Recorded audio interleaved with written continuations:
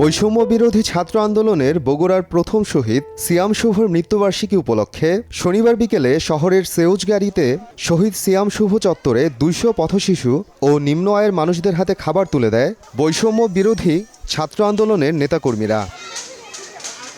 এই আয়োজনে আরও উপস্থিত ছিলেন ছাত্রদল, ছাত্র শিবির ও ছাত্র ইউনিয়নের নেতাকর্মীরা।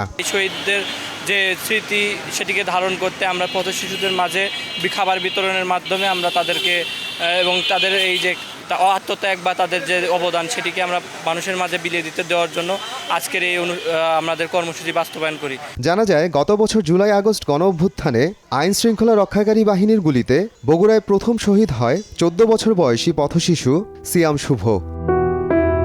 সময় সংবাদ, বগুড়া।